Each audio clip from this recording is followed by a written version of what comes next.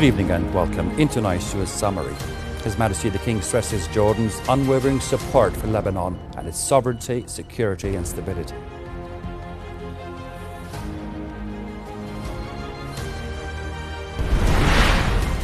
Israeli occupation forces commit 4 massacres in Gaza, killing 62 Palestinians and injuring 220 others.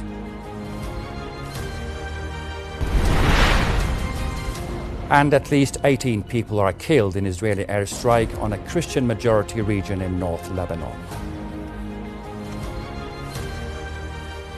To the details, hello and welcome again. His Majesty King Abdullah, in a phone call with Dutch Prime Minister Dick Schoof, warned of the consequences of the deteriorating humanitarian situation in Gaza, calling on the international community to step up the humanitarian response in this trip. His Majesty reiterated the need to stop the Israeli war on Gaza and Lebanon and de-escalate tension in the region. The King warned of the repercussions of the continued violence against Palestinians in the West Bank and the violations against Islamic and Christian holy sites in Jerusalem. His Majesty commended the Netherlands' role in supporting efforts to reach a ceasefire, stressing the importance of creating a political horizon to achieve a just and comprehensive peace based on the two-state solution. His Majesty King Abdullah stressed that Jordan stands with Lebanon and its sovereignty, security and stability. During a meeting with the Lebanese caretaker Prime Minister Najib Mikati at the Al-Husseiniya Palace and attended by Crown Prince Al-Hussein, the King stressed Jordan's readiness to support the Lebanese people and mitigate the impact of the ongoing war. King Abdullah said Jordan is working in coordination with Arab and key international actors to stop Israel's war on Lebanon. King Abdullah warned that the continuation and expansion of the Israeli war on Lebanon could lead to a regional war with grave consequences. For his part, Mikati thanked His Majesty for Jordan's continued support for his country, especially efforts to stop the Israeli war. Also here in Amman, Prime Minister Jafar Hassan met with Lebanese caretaker Prime Minister Najib Mikati to discuss the ongoing Israeli aggression and the heightened tension in the region. The Prime Minister stressed Jordan's firm stance in supporting Lebanon's security, sovereignty and stability. He condemned the Israeli military aggression and called for strict adherence to the United Nations Security Council Resolution 1701. Mikati expressed his gratitude for the supportive stance of Jordan's leadership, government and people towards Lebanon. Upon royal directives, Jordan evacuated 11 Jordanian nationals from Lebanon via a Royal Jordanian Air Force aircraft. The plane, which arrived at Rafiq al-Hariri International Airport earlier today, also transported 15 tons of humanitarian aid for the Lebanese people.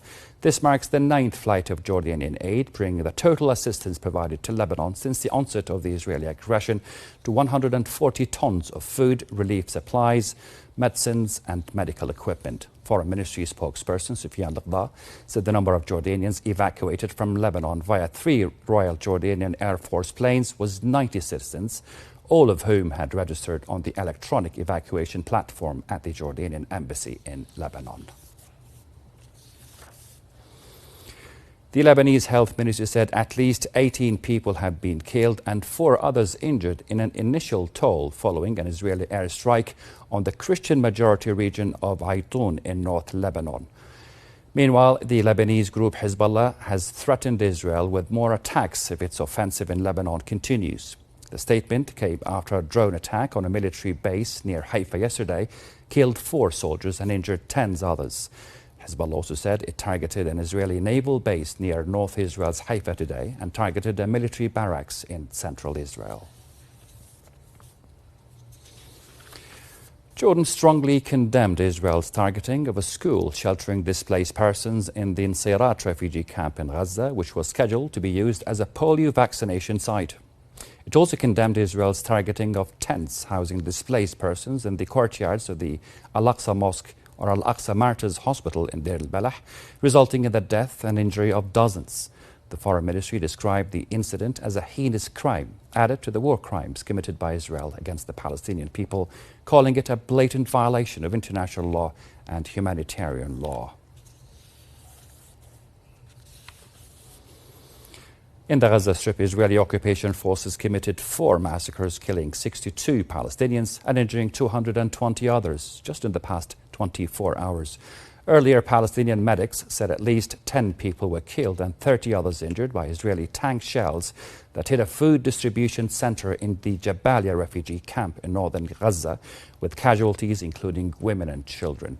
Local health authorities said the Palestinian death toll from the Israeli onslaught since October last year has risen to over 42,280, with about 98,680 individuals sustaining injuries. Thank you so much for your time.